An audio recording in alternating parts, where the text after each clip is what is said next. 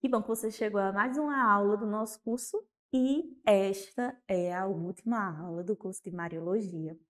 Esse curso foi pensado não para as pessoas saírem daqui super teólogos, até porque nem eu sou e não é o propósito, mas esse curso foi todo pensado para que você saia com um grande desejo de ser santo e sabendo que você não está sozinho nessa caminhada, que você tem a melhor de todas as mães, a mãe das mães, a forma perfeita. E é uma forma muito perfeita, porque o fruto dessa forma foi Nosso Senhor Jesus Cristo. Então, que bênção saber que nós temos Nossa Senhora ao nosso lado nessa caminhada. E como tema dessa última aula, nós vamos ter um dos temas mais próximos em relação às aparições que a gente conversou, que é a aparição em Simbres, uma vila bem pequena de Pesqueira, em Pernambuco, aqui do nosso lado, aqui da nossa diocese de Campina Grande. Mas para começar, nós vamos pedir o auxílio da Mãe da Sabedoria. Estamos reunidos em nome do Pai, do Filho e do Espírito Santo. Amém.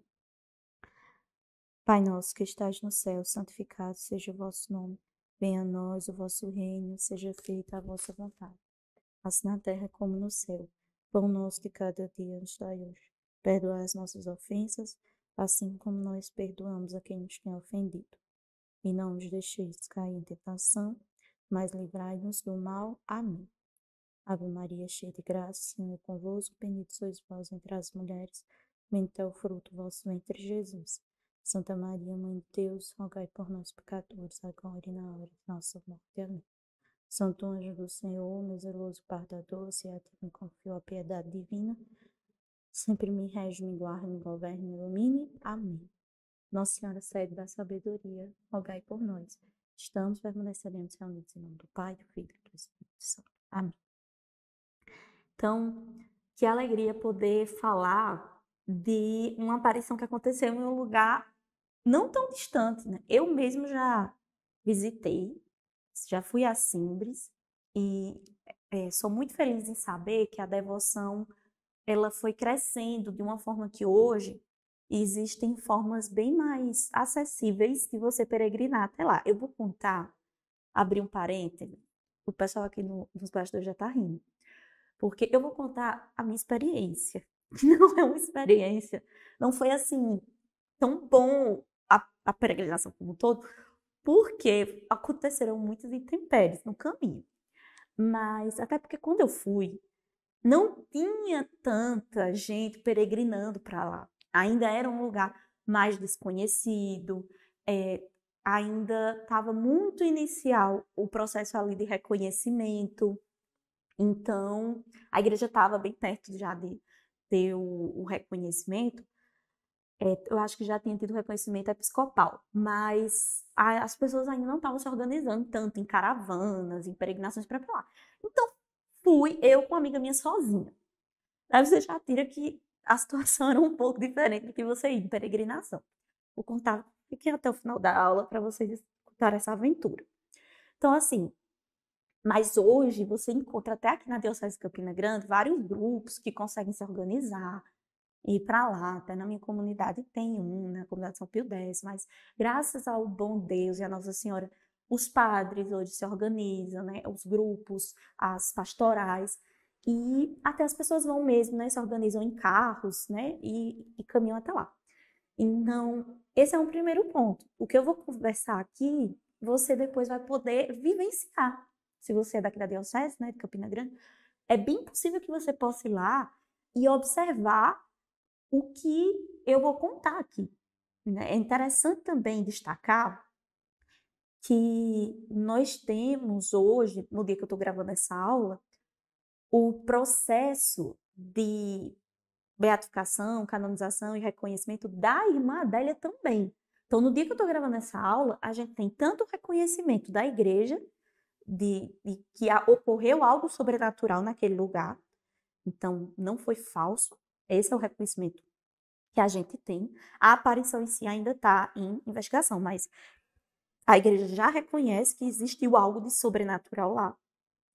E, em paralelo, o processo de beatificação e canonização posteriormente, né? Já temos fé, já estamos aqui profetizando. Da irmã Adélia também está em curso, ela já foi reconhecida como serva de Deus e o processo da beatificação está avançando porque foi uma irmã que ela transpareceu muitas virtudes. Ela ajudou os pobres, ela viveu uma vida de retidão. Quando a gente compara a vida da irmã Adélia com a vida das outras videntes, aquelas que viram Nossa Senhora em outras circunstâncias, são muito semelhantes.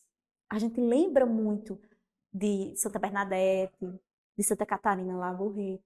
Dá para você ver que existe uma virtude, uma vida de santidade muito grande, que acompanham os videntes. E não foi diferente com a irmã Adélia. Então, vamos começar do início. Vou fazer um pleonasmo aqui. Eu sei que eu estou forçando a barra aqui com um erro, mas nesse caso vai ser um pleonasmo para enfatizar, não vai ser um pleonasmo vicioso. Estou errando conscientemente. Em 1936, é onde se passa a maior parte das aparições, que registradas nós temos 40 aparições.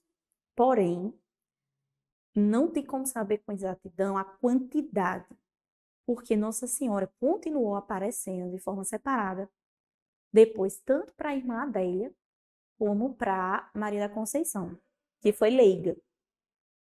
Então, nós temos essa realidade. Eu queria deixar, como eu sempre tento deixar aqui, as recomendações de algumas bibliografias. Porque vocês sabem que essas aulas nossas, elas são apenas o quê? Uma provinha para vocês mergulharem e estudarem o assunto. Então, nós temos 4 livros que são muito importantes e que você pode pesquisar depois. Nós temos Eu Sou a Graça, que é um livro da editora Eclésia, e ele não é tão difícil de encontrar na internet, dá para comprar por vários sites, que é o Dom Rafael narrando, então é o próprio bispo narrando, falando das aparições, bem organizado e bem detalhado. Existem mais 3 livros que são importantes. Um é o Diário do Silêncio, que é da Ana Lígia Lira. Ana Lígia Lira, ela é uma historiadora, na verdade a formação dela não é bem historiadora, mas ela viveu em Pesqueira, em Simbres, e ela cresceu muito próxima.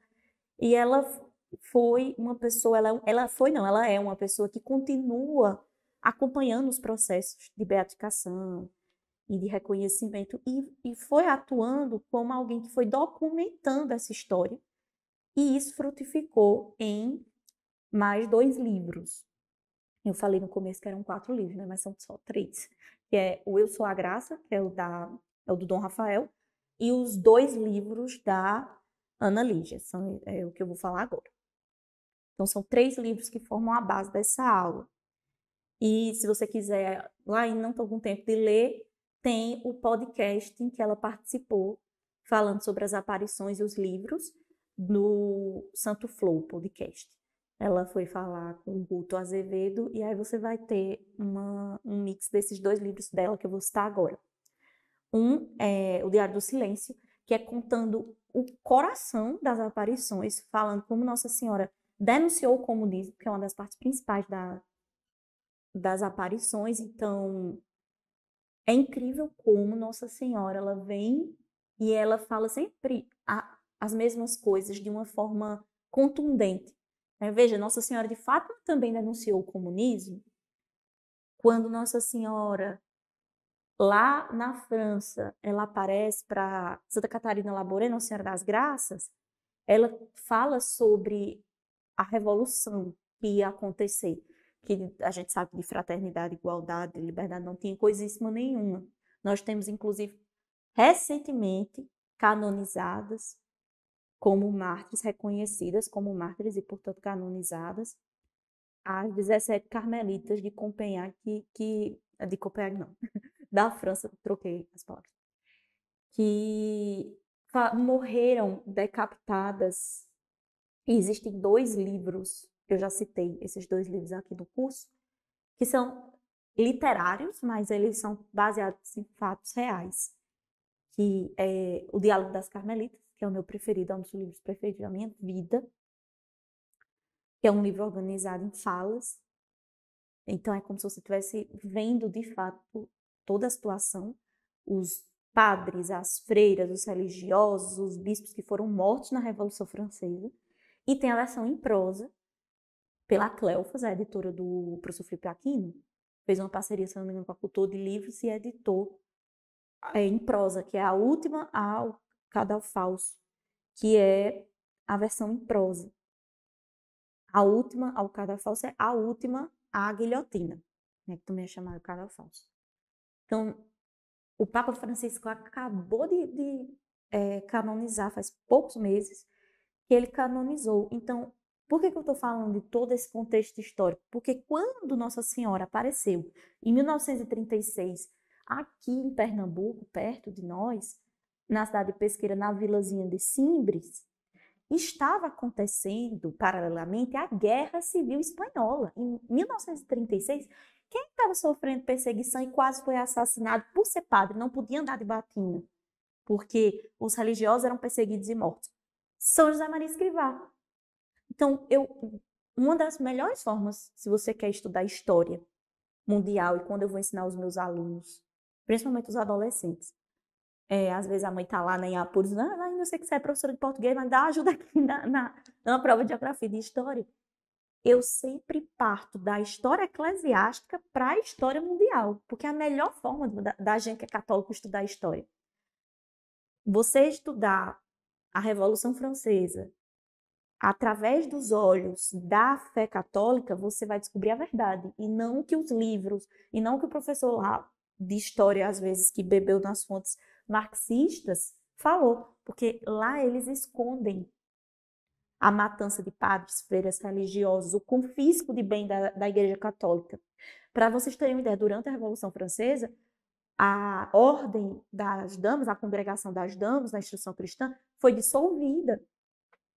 Elas ficaram muito tempo sem poder se vestir como freiras, sem poder se reunir para rezar, porque a Revolução Francesa, se elas se reunissem, matavam todo mundo. Então foi dissolvida a congregação. Aí depois, Madragato Verhelli, na Bélgica, ela consegue, né, refundar. Mas por que eu estou contando tudo isso? É para vocês terem noção que tudo que Nossa Senhora falou que ia acontecer, aconteceu. Nossa Senhora, vocês vão entender que aqui é que nem aqueles filmes de ficção científica. Eu vou lá para frente, aí a gente entra numa máquina do tempo, volta para o passado, vai para o presente, vai para o futuro, porque eu quero que vocês entendam como todos os acontecimentos que Nossa Senhora falou que iam acontecer, aconteceram. E com Simbres não é diferente. Nossa Senhora, quando ela apareceu para Santa Catarina Labouré, Nossa Senhora das Graças, ela falou, numa das primeiras aparições para Santa Catarina, ela, num momento de paz, a França estava em paz, ela disse para Santa Catarina, o rei vai ser deposto e vai acontecer um banho de sangue. E o padre, o confessor dela lá na frente, só acreditou nela porque o rei foi deposto e começou a acontecer exatamente tudo que Santa Catarina disse que Nossa Senhora tinha dito a ela. Então é só para vocês entenderem que o que eu vou dizer aqui, que não sou eu, falo com muita tranquilidade porque eu estou repetindo aqui o que está nas aparições e elas estão muito bem documentadas, porque no caso da aparição de Simbres, nós já temos um processo muito avançado de reconhecimento.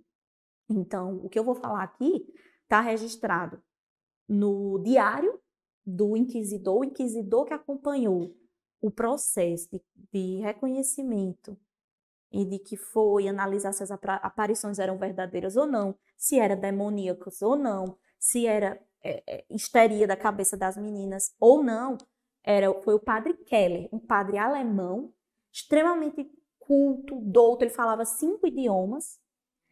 Então, isso inclusive foi a escritora fala que foi um desafio, porque ele escrevia, no processo, ele escrevia metade da frase em latim e outra metade em alemão. Claro, ele era fluente nas duas, mas imagina para quem estava lendo.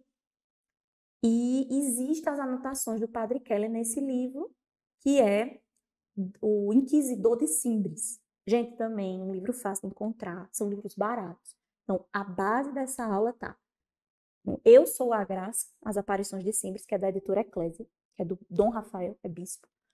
Tem O Diário do Silêncio, que é da Ana Lígia Lira, e da Ana Lígia Lira também, esse que é O Inquisidor de Simbres, o padre que ganhava rosas de Nossa Senhora. Todos os três já para você encontrar, para comprar, não são caros, vamos ler, vamos parar de preguiça, porque católico tem que vencer o pecado da preguiça, né? Da assídia, que é a doença espiritual aí que mistura preguiça com tristeza. Mas não é o tema da nossa aula, mas é um dos temas que eu mais gosto de estudar e eu recomendo muito aí o do Padre Paulo Ricardo para quem gosta. Então, esses são os livros que vão fazer de base. É uma graça de Deus muito grande. No dia que eu estou gravando essa aula, a gente já tem a tradução para o português do diário do Padre Keller. Porque você imagina se a gente tivesse que aprender latim e alemão para poder entender as anotações do Padre Keller. Então, hoje a gente já tem ela toda em português. Então, é uma grande graça de Deus. Então, o que eu vou falar é baseado nesses livros. Então, em 1936, nós tínhamos, fora do Brasil, esse contexto de perseguição. A Guerra Civil Espanhola acontecendo, já matando muitos sacerdotes. O São José Maria Escrivá estava no meio desse caos. E aqui, qual era a realidade do Brasil e qual era a realidade mais especificamente em Pernambuco? Em Pernambuco, em 1936, nós tínhamos o bando de Lampião. Então, o bando de Lampião, ele era dividido em pequenos grupos, em subgrupos, vamos dizer assim. E variava muito a forma que esses grupos, todos eram cangaceiros, mas existiam grupos e eles agiam de formas diferentes. Alguns eram mais violentos, outros menos violentos. Alguns praticavam mais um tipo de crime, outros outro. E o grupo de Lampião que estava aterrorizando a região de Simbres em 1936 era um grupo muito violento, era extremamente violento. Eles entravam nas casas para roubar dinheiro das famílias, inclusive as mais pobres. E se aquela família não tivesse dinheiro para oferecer, eles matavam, ou que eles chamavam, né, que era tirar a honra. O que era tirar a honra? Estuprar as mulheres daquela casa. Não importa se eram crianças, não importa, né, a configuração daquela família, né, adultos, jovens. E o bando de Lampião começou a vir para Simbres. E aí a família da irmã Adélia, o nome dela civil era Maria da Luz, mas ela se chama irmã Adélia quando ela entra na vida religiosa, muda-se o nome. Então, ela era pequena, né, ela era uma criança, e a Maria da Conceição também era uma criança. E elas têm que fugir junto com as suas famílias para dentro do mato, para se esconder do bando de Lampião. E a única pessoa que ficou sozinha na casa foi a mãe da irmã Adélia, porque ela estava grávida e ela já ia dar à luz. Então, olha que provação. Uma mulher sozinha, prestes a dar à luz, a parir, e sendo ali cercada por esse medo, por esse terror de Lampião e do bando de Lampião chegar. Então, ela era a única que podia ficar na casa, porque ela estava prestes a parir, é grávida, né?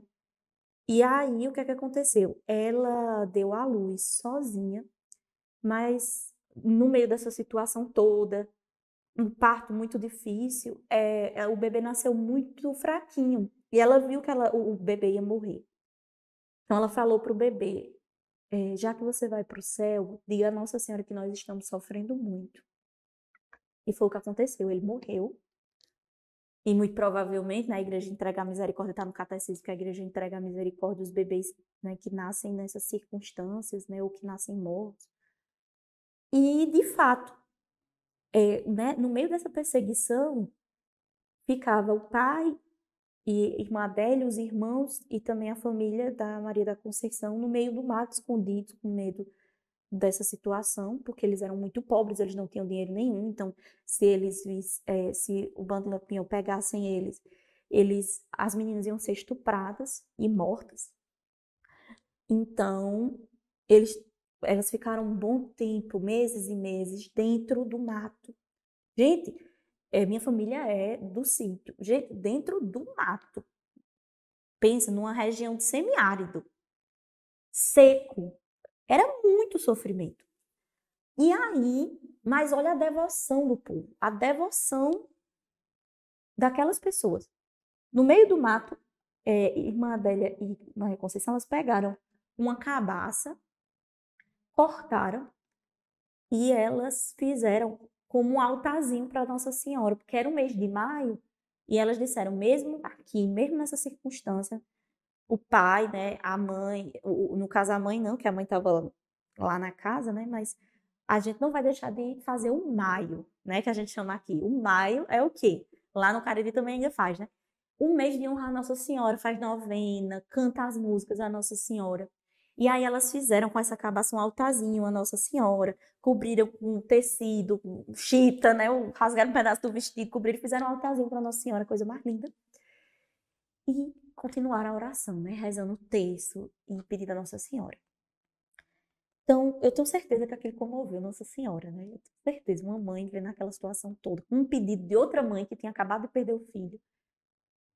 É quando uma olha para a outra e diz assim, a Maria da Conceição e a irmã Adélia, uma olha para a outra, uma olhou para a outra e falou assim, mas e se os cangaceiros chegarem e encontrarem a gente? O que é que vai acontecer?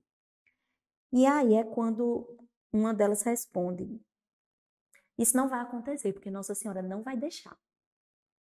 Quando ela fala isso, elas veem um clarão muito grande como um raio, é descrito um clarão muito grande como um raio, e elas vão até o clarão, que é justamente lá em cima. Quem já fez a peregrinação, principalmente se for uma pessoa como eu, que no dia que eu estou gravando essa aula, não sei no futuro, reze que eu esteja melhorando, mas no futuro que você que está aí me vendo, por enquanto sou extremamente sedentária. Fui para a peregrinação sendo sedentária, cheguei lá em cima quase morrendo, porque além de tudo, além de sedentária, sou asmática, então minha capacidade pulmonar já não é lá, esses balaios todos. Então você que foi, você sabe do que eu estou falando. Eu não sei se são mais, eu não sei se são 1000 degraus, eu não sei mais a quantidade de degraus. Mas, gente, bota aí no Google, dá um pause nessa aula e vai lá. É subir numa montanha que hoje é que tem as escadarias. Mas na época das meninas era mato cobrindo aquilo tudo. E vê, elas subiam aquilo ali quase caindo. Existem relatos que dizem que Nossa Senhora elevava elas. Porque quando elas desciam, das vezes que elas iam e viam Nossa Senhora e rezavam o texto, elas voltavam e elas não tinham um arranhão no vestido. O que é praticamente impossível, se você conhece o mínimo da caatinga, da vegetação, você sabe que é quase impossível. Tudo quando fica muito seco, os espinhos, né, é muito fácil de arranhar, é muito fácil de rasgar a roupa. E as meninas voltavam sem um arranhão e com o vestido intacto. Então, eu quando fui para lá, até hoje, né, eu sou sedentária, eu não tinha preparação aeróbica nenhuma para aquilo ali. Eu cheguei várias vezes da metade do caminho achando que eu ia desistir, que eu não ia aguentar, morrendo lá sem respirar. E é porque eu estava, né, tipo, tênis e tudo mais. As crianças não tinham nada daquilo, né? Então, pense na situação. E aí, quando Nossa Senhora aparece nesse clarão e tal, as meninas descrevem que viu uma belíssima mulher. A mulher era muito bela e ela aparece com um bebê no colo. Então, Nossa Senhora, ela não apareceu sozinha. Ela aparece com Jesus. Jesus bebê. E as meninas rezavam o texto. Nossa Senhora pedia para elas rezarem o texto. E elas rezavam durante as 40 aparições, que são as registradas, todos os dias elas iam, Nossa Senhora aparecia para elas, falava com elas e elas rezavam um terço. E as meninas começaram a contar isso para os pais. E os pais ficaram muito assustados, mas as meninas iam lá, voltavam, rezavam um texto, e a história começou a se espalhar. Veja, isso em 1936. Não era a sociedade tão paganizada como hoje, principalmente o povo nordestino, né? É um povo que tradicionalmente tem fé. Então, as pessoas começaram a ir para lá. Ia de carroça, ia de burro, ia a pé, ia de todo que era jeito. Começaram a ir rezar o terço. Só que veja, muita gente começou a acreditar, mas muita gente não acreditou. Veja a perseguição que sempre a gente tem nas visões, nas aparições de Nossa Senhora. Não teve gente que começou a difamar, chamar as meninas de mentirosas. E a população começou a pedir um sinal. E Nossa Senhora respondeu a elas dizendo que ia dar um sinal. Que ia fazer daquela serra brotar água. Sendo que, gente, era seca. Pensa, 1936, no meio da seca. Não tem riacho lá, não tem rio, não tem nada. Impossível sair água daquela pedra. E as crianças falaram para a população, ela vai dar um sinal, vai sair água. Cadê que a água saiu? Não saiu água. Aí é que o povo ficou com raiva mesmo delas, começou a esculhambar elas. Só quando foi naquele mesmo dia, à noite, começou a sair água. Até o ponto de, no outro dia, quando elas chegaram lá, a água continuava jorrando. E veja a fidelidade das meninas, né? Porque elas podiam ter dito, oxe, a senhora disse que ia dar o sinal, não deu. A gente saiu daqui sendo tirado de mentirosa. Até a própria escritora fala. Se fosse eu, não voltava mais lá, porque Nossa Senhora disse que ia dar o sinal, não deu. Eu saí tão esculhambada. Nossa Senhora saiu depois. Para nos lembrar também isso, né? Ela disse que ia dar, mas ela não disse que ia ser na hora que as meninas queriam, nem que a população estava pedindo. As coisas de Deus acontecem, mas acontecem no tempo dele, do jeito que ele quer. Em outras palavras, que obviamente Nossa Senhora maravilhosa nunca diria isso, mas é o jeito laim de falar, narrar, é assim. Se põe no seu lugar, quem vai fazer sou eu, e vai ser do jeito que eu quero, não vai ser do jeito que vocês querem. Né? Você viu que a gente acabou de ter esse evangelho, né? De que eu estou gravando essa aula, faz pouco tempo que a gente viu. Essa geração má fica pedindo um sinal, mas eu não vou dar. É mais ou menos por aí. Mas Nossa Senhora bondosa deu, mas deu depois. Então, as crianças, elas foram muito perseguidas, porque o sinal não veio imediatamente, né? Veio depois. E aí, o que é que aconteceu? Milagres começaram a acontecer. As pessoas iam lá, rezavam um terço e começou a acontecer milagres. E aí, o padre da região teve que acionar o bispo. E aí foi por um milagre, né? O assistente do bispo, ele era o padre Keller, esse padre alemão, extremamente culto, que tinha vindo para o Brasil fazer o doutorado. Gente, em 1936. Quem é? 1936, a quantidade de analfabetos no Brasil. Quanto mais alguém para fazer doutorado. Veja como Deus providenciou foi preparando a igreja, né, e seus membros para poder fazer o acompanhamento de todas as aparições. E aí o padre Keller, ele foi acionado para ir lá. E aí ele ia e ele testava muito as meninas, porque ele foi um inquisidor. E aí quando fala inquisição, a gente geralmente pensa inquisidor, né? Tipo assim, toca o terror, e ele era mau. Não, de forma alguma. A igreja ela é muito cautelosa. A gente teve as aulas sobre a investigação dos fenômenos sobrenaturais. Vocês sabem os requisitos. Hoje já é uma coisa complexa. Imagina em 1936. Então, o padre Keller, ele ia e ele fazia perguntas em alemão para as meninas, pedindo que Nossa Senhora respondesse para as meninas. E as meninas respondiam em português. Sabe? Era uma coisa tão sobrenatural que ele perguntava em alemão, Nossa Senhora traduzia e respondia para as meninas em português e as meninas respondiam para ele. E ele ficava testando para ver se as meninas não tinham algum grau de conhecimento. E claro que elas não tinham. Mas olha que coisa fantástica. Ele foi se aconselhar com um mártir da igreja, que esse mártir ele conheceu Santa Catarina Labouré também.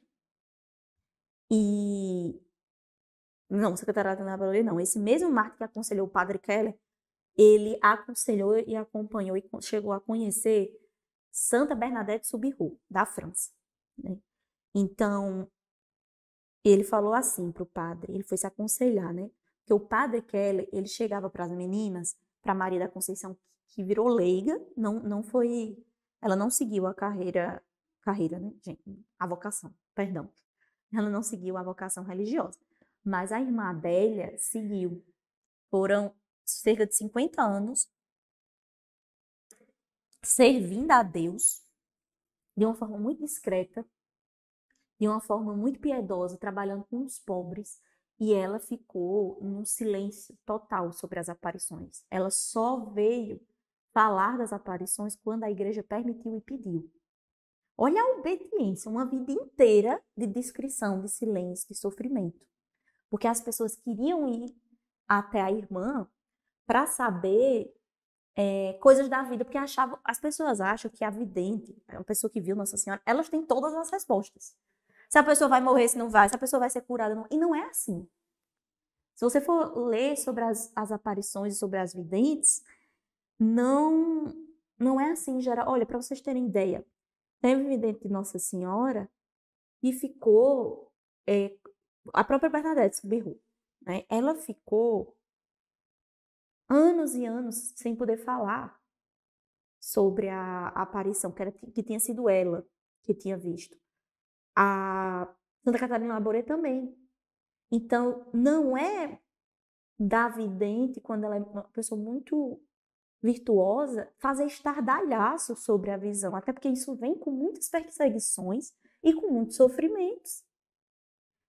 Então, eu não vou citar aqui os casos, mas é por isso que em outros casos da igreja, quando você vai investigar a vida dos videntes, é o completo oposto.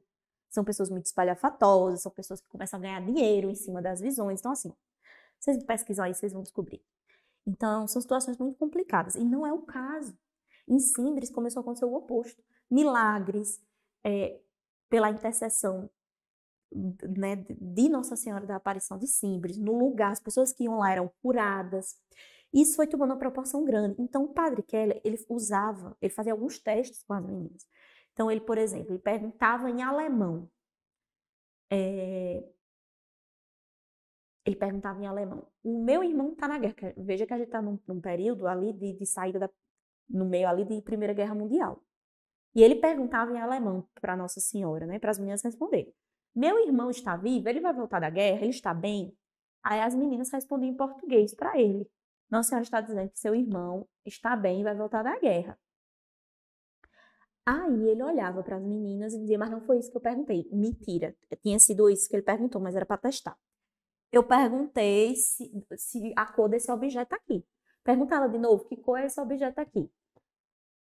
Aí as meninas olhavam para Nossa Senhora, olhavam para ele e diziam, não, ela respondeu a mesma coisa de antes. Veja, que ele tentava enganar as meninas, mas ele não conseguia enganar Nossa Senhora. E quando ele foi se aconselhar com esse padre que virou mártir depois da igreja, que tinha conhecido Santa Bernadette Soubirous, ele falou assim, olha, não faça isso. Você pode, né, testar, perguntar, mas não use mentiras nas perguntas, porque o pai da mentira é o diabo, e assim você pode estar abrindo uma porta num contexto de aparições marianas. Então, não brinque com isso, não faça esse tipo de pergunta. Como é que a gente sabe tudo isso? Deus é tão maravilhoso que naquela época não tinha o WhatsApp, né, que a gente pode apagar as coisas. Não, eram cartas. Então, tudo isso está registrado. Então, a gente tem essa belíssima graça de Deus. E a gente vai para o meio, caminhando para o fim da aula, que é o que Nossa Senhora falou. Ela apareceu pedindo o quê? Falando o quê? Então, Nossa Senhora aparece em Simbres com uma missão muito clara, que é alertar o Brasil contra o comunismo. Ela diz com todas as letras, muito semelhante a outras aparições até a Fátima. Se vocês não fizerem penitência, oração, jejum e se converterem, o Brasil ficará mergulhado no mar de sangue do comunismo. E veja o que nós estamos passando hoje. Hoje, no Brasil, nós já temos padres sendo condenados pelo STF por evitar aborto. Os padres pró-vida hoje, eles são perseguidos. Eles tentam colocar padres, aqui no Brasil, não estou falando de outro país, para colocar e condenar padres, porque eles lutam contra o aborto. Isso é movido pelo quê? Movido por partidos comunistas, socialistas, por um judiciário que é movido por ideias comunistas e socialistas. Eu estudei os fenômenos constitucionais durante 4 anos da minha vida. Eu tive 6 anos de curso, né, em Direito. Desses 6 anos, 5 anos foram estudando, me dedicando ao Direito Constitucional. E eu posso falar isso com muita tranquilidade, porque depois dos 5 anos eu não concluí o mestrado em Ciência Política, mas eu paguei todas as disciplinas, né? Eu não concluí porque eu adoeci no final do mestrado, então não apresentei a dissertação, mas cheguei a qualificar. E eu posso dizer com muita tranquilidade, o socialismo, o comunismo, os ideais socialistas, os ideais comunistas, eles já se infiltraram em todas as esferas. Infelizmente, até da nossa igreja. Nós temos o que a gente chama de teologia da libertação. Mas Deus é tão bom, Nossa Senhora é tão maravilhosa que muitos sacerdotes, muitos leigos, muitos catequistas estão se levantando, acordando e cumprindo, tentando obedecer aquilo que Nossa Senhora de Fátima, que Nossa Senhora em Simbres, que Nossa Senhora das Graças, a Imaculada Conceição, vem alertando. E que a tradição da igreja, o magistério, vem reforçando. E catolicismo e comunismo são totalmente incompatíveis. Então, eu faço um alerta e um convite a você. Não acredite em mim. Acredite em Nossa Senhora. Acredite nos processos que você pode, são processos públicos. Abra hoje, pesquise, padre condenado por conseguir impedir estupros. O Monsenhor Jonas Abib, que o processo dele também de reconhecimento como servo de Deus e tudo mais, ele foi condenado, não sei se você sabe. Ele foi condenado em várias instâncias por escrever o livro Sim, Sim, Não, Não. Para pedir que as pessoas sejam coerentes. O padre Léo, que hoje já é servo de Deus, está em processo de beatificação, e eu tenho fé que terá a canonização, nós temos as gravações dele pregando contra o PT, Partido dos Trabalhadores. Então, eu não tenho medo de dar essa aula aqui. Não tenho medo. Porque quem está pedindo para acordar e não ser levado a apoiar ideologias que vão contra a igreja, a colocar o Estado acima da fé, um Estado que quer proibir bispos, padres, leigos de falar a verdade, é uma ditadura. E Nossa Senhora está falando que isso é só o início. Porque em todos os lugares em que as ditaduras elas foram implantadas, os primeiros que morreram foram os católicos, em especial os padres. Hitler tinha pavilhões específicos nos campos de concentração para matar padres.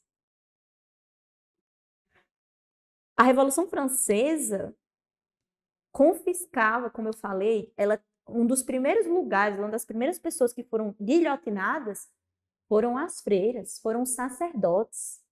Por quê? Porque se Deus é o seu Deus e a igreja, ela coloca Deus como Deus, a família como família, então o Estado não é Deus. Mas no comunismo e no socialismo o Estado é Deus. E a religião, ela é um impedimento. A fé verdadeira, ela é um impedimento. Porque o Estado ele quer controlar tudo e todos. Mas a fé é livre. Para você ser católico, você tem que ser livre. Ninguém lhe obrigou a ser católico. Eu espero, né? Ninguém lhe obrigou a ser católico. Você é porque você quer. Mas o Estado, ele obriga você ou a ter a religião oficial dele, ou como a gente tem hoje em países asiáticos, adorar o ditador. Mas se você desconfia de mim, você não precisa acreditar em mim. Não precisa. Você vai, senta sua linda bunda na cadeira e pesquisa. Hoje, como é a situação dos católicos na China, como é a situação dos católicos na Coreia do Norte. E aí você vai ver que se você existem estados que se você for pego com a Bíblia, você é fuzilado. Ou você recebe pena de ir para campos de trabalhos forçados. E enquanto tem católicos que estão preferindo morrer a negarem a Cristo, nós, infelizmente, temos pessoas aqui que ainda são ludibriadas por ideologias assim, que Nossa Senhora apareceu e alertou. Então, é uma questão de obediência também. Além da mensagem contra o comunismo, que é uma das mais pesadas, né, que ela fala muito que se o Brasil não se converter, ocorrerá um banho de sangue no país. Ela também fala sobre a necessidade de amar e rezar pelos sacerdotes. Então, é uma das chaves principais para você entender Simples. Então, é por isso que o livro da Ana Lídia, o subtítulo é O Inquisidor de Simples. O padre que recebia flores de Nossa Senhora, porque Nossa Senhora ela não pedia não só para honrar o padre que estava acompanhando as aparições, investigando, porque o padre ele tinha medo que fossem aparições demoníacas. Mas até o padre que eu falei para vocês que virou Marco, ele disse assim: como é que pode uma aparição ser demoníaca e pedir para que a autoridade sacerdotal venha, acompanhe e seja abençoada? O demônio ele nunca quer um sacerdote perto. Um demônio ele não abençoa, um demônio ele não aguenta o poder sacerdotal. Então esse padre ajudou muito também, o padre Keller. E Nossa Senhora, na aparição, ela não pedia só que a gente rezasse e honrasse os sacerdotes, mas que a gente literalmente levasse flores para os sacerdotes, para que a gente compreenda o tamanho da graça que é ter um sacerdote com as mãos ungidas, em comunhão com o bispo, em comunhão com a igreja.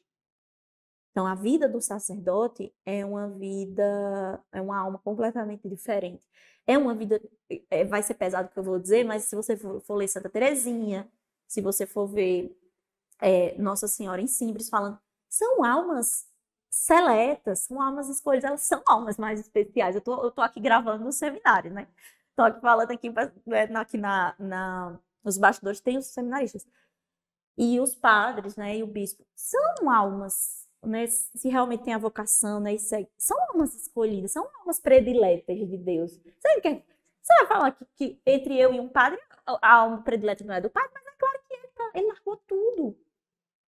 É o evangelho da promessa que você vai perder tudo aqui, mas você vai ganhar 50 vezes mais. Então, assim, é real essa promessa. E Nossa Senhora em Simples, ela coloca isso. Olha, os padres, eles não têm que ser só queridos. Eles não têm que ser benquistos, eles têm que ser honrados. E aí ela pede que as meninas vão e levem flores, rosas para os padres. Inclusive para o inquisidor, né, que estava acompanhando. Então, outra chave. Né? Nós temos sobre o comunismo, nós temos sobre a questão de honrar os sacerdotes, e nós temos o pedido clássico, que é oração, jejum e penitência. Coração Imaculado de Maria, o Sagrado Coração de Jesus, as ofensas que a humanidade tem colocado no coração de Jesus Nossa Senhora. A humanidade só vai se salvar, o Brasil só não cairá nesse mar de sangue do comunismo se fizer oração, jejum e penitência. E aí, uma das armas principais é o rosário. Então, o rosário, jejum, penitência, caridade. Veja que o que Nossa Senhora traz nunca vai de encontro, nunca vai contra o que a igreja diz. Não, ela reforça. o que a igreja ensina ao longo de 2000 anos. Tempo de quaresma, o tempo que eu estou gravando essa aula aqui, a gente está na quaresma, então veja como os remédios, né? Os conselhos evangélicos, as penitências, os remédios as práticas quaresmais de 2000 anos. É a mesma. Nossa Senhora ela só vem para reforçar. Ela não vem para falar nada de novo. Ela vem para reforçar. Porque toda a revelação já foi feita em Cristo. Então ela vem para reforçar. Então é isso. O convite fica feito para você estudar mais sobre a aparição de Símbris, que em relação a outras aparições da igreja está bem mais avançada em relação ao processo de reconhecimento e em relação à irmã Adélia, para finalizar essa aula. A irmã Adélia, ela está em processo de beatificação e tal, independentemente das visões. Olha que coisa fantástica. Ela teve uma vida tão santa. Tão santa. As virtudes, ela morreu já em odor de santidade, como a gente chama na igreja, né? Odor de santidade, ou seja, o perfume. A vida dela exalou um perfume de Jesus. Então, a irmã Adélia, ela morreu com um odor de santidade, um cheiro de Cristo tão forte. E o processo de beatificação, canonização e tal, né, futuramente, da irmã Adélia corre em paralelo. Então, independentemente das visões. E a irmã Maria de Conceição, ela também viveu uma vida de santidade. Ela também morreu em odor de santidade. Se eu não me engano, também tem processo, mas o dela, né, de serva ainda, né? O da irmã dela já está mais adiantado. Talvez ela seja a primeira santa nascida em Pernambuco. Então, estude sobre a vida de irmã Adélia. Peça a intercessão. Ela já é reconhecida como serva de Deus. Visite Símbris. Faça a peregrinação lá. Eu disse que eu ia contar a minha experiência. A minha loucura foi o seguinte. Eu fui muito antes de ter as peregrinações assim organizadinhas como a gente tem hoje. Minha amiga, que ela é aventureira, eu sou zero aventureira. Mas a minha amiga disse assim, vou-me embora, eu vou pra Símbris. Aí eu fiz, mulher, tu vai como? Ela não tinha carro pra ir. Ela disse que ia pegar um ônibus para Caruaru e de Caruaru ela ia pegar outro ônibus para Símbris, que ela tinha achado na internet, e ela ia. Eu fiz, eu não vou deixar vocês sozinhos. Uma mulher sozinha, vou com você. Minha gente, vocês não estão entendendo. Aconteceu de tudo nessa viagem. De tudo, tudo, tudo que você puder imaginar. Olha, a gente chegou lá. Não tá mais assim, tá bom? Hoje em dia tá bem mais estruturado. Hoje em dia tem como você peregrinação em ônibus. Mas na minha época, quando eu fui, não tinha. E aí, a gente chegou lá, a gente conseguiu ir até Caruaru. O ônibus que tinha para Símbris, já assim, a gente já pegou, já foi complicado para chegar em Pesqueira, sabe? Super complicado. Quando a gente chegou em Pesqueira, não tinha nada. Mas assim, não tinha um táxi, não tinha nada para levar a gente da parte de Pesqueira, o centro de Pesqueira, que é uma cidadezinha pequena, até Símbris, que é uma vilazinha. Nada, não tem como. Ela disse, eu não acredito não. A gente saiu de Campina Grande, foi para outro estado, chegou em Caruaru, Caruaru chegou em Pesqueira, e a gente não vai conseguir chegar em Símbris. Aí, e eu com a mão na cabeça, né? Isso, minha amiga, não, calma, vai dar tudo certo. Não tinha nada dando certo, tá bom? A gente rezando, e eu rezei a Nossa Senhora, por favor, ajuda a gente. E que não seja ninguém que mata a gente, né? Também, porque a gente não conhecia ninguém. Apareceu um homem lá, alternativo, que levava feira do povo. Tipo, feira, o povo ia fazer a feira e levava feira. As pessoas, tipo assim, com uma sacola gigantesca de milho, essas coisas. E eu olhei pra aquele homem. Eu fiz, eu vou tentar. Cheguei pro homem e falei assim, moço, o senhor cobra quanto pra levar a gente pra Símbris? Pra Símbris? Hoje nem tem carro pra lá. E eu digo, eu com vontade de voar no pescoço dessa minha amiga, né? Não tem carro pra Símbris. O que eu fui fazer hoje, sim? Aí eu comecei a quase clamar, né? E eu clamando a Nossa Senhora. Meu moço, eu vim de tão longe. E comecei a falar. E outra coisa, moça, que é perigoso. E comecei a falar, o senhor não já vai subir para levar esse povo com esse milho? Não é perto de lá, não. Olha, a gente lhe paga mais. E aí, eu sei que esse homem se compadeceu da situação da gente. Graças ao bom Deus. E eu, assim, com medo de ser uma pessoa errada, né? Mas Jesus, Nossa Senhora, teve misericórdia. E ele fez, olha, vai ser o seguinte. Eu não faço esse caminho, mas hoje eu vou fazer porque vocês estão nessa situação. Eu vou deixar vocês lá, no pé da montanha, lá da vila. E em tantos minutos, vocês têm que voltar. Porque eu vou me embora. Eu não vou ficar aqui, eu não moro aqui. Aí eu disse, Jesus amado. Resultado, tinha que subir lá as escadarias de cima, com tempo limitado, correndo, com medo do homem. E se não deixasse, não voltasse mais pra pegar a gente? A gente ia voltar como? Que não tinha mais ninguém lá. Hoje não é mais assim, tá bom? Vá simples. Mas na minha época, não tinha história de pousar. Hoje tem pousada, gente. Hoje tem tudo, você vai lá, dorme lá. A gente não tinha onde cair, entendeu? Dessa errado. E por isso que eu digo, Nossa Senhora me perdoe, mas eu não quero voltar lá, porque eu fiquei traumatizada. Então, o que? Traumatizada, mas hoje não tá mais assim. Então, você não precisa mais estar traumatizada. A gente fui correndo, subi nas escadas, com medo do homem deixar a gente pra trás. Aí a gente subiu, graças a Deus deu tudo certo, né? A gente subiu lá, ficou lá em cima, né? A gente rezou um pouco, eu e minha amiga. Não rezamos, não deu tempo, ficar muito tempo, porque a gente tinha que voltar, senão o homem ia deixar a gente, porque ele foi muito claro, né? E a gente voltou correndo. Aí teve um tempo lá, né? Foi maravilhoso, assim. Tá com Nossa Senhora, mas eu não vou mentir. A preocupação nas circunstâncias, porque assim, lindo, maravilhoso. Mesmo que o homem cumprisse a promessa de pegar a gente de volta e levar pra pesqueira, não, a gente não é de pesqueira. A gente não é de Caruaru, não conhece ninguém em Caruaru. A gente tem que voltar pra Campina Grande, não era para pesqueira. Minha gente, foi dito e feito. O homem pegou, graças a Deus deu certo. Lá, a gente conheceu a casa, né, da irmã Adélia. Vocês vão ver lá. Eu acho que hoje ainda tem mais coisa, mas quando a gente viu, era tudo muito rudimentar. Não tinha muita coisa em exposição. Foi porque a senhorinha que estava lá se compadeceu da nossa situação e mostrou. Mas hoje tem, você vai ver lá, tem várias coisas da irmã Adélia. Aí, vamos voltar. O homem voltou e deixou a gente, graças a Deus, no centro de Pesqueira. Glória a Deus, vivas, são e salvas. Mas, gente, aí começou a confusão. Não tinha mais,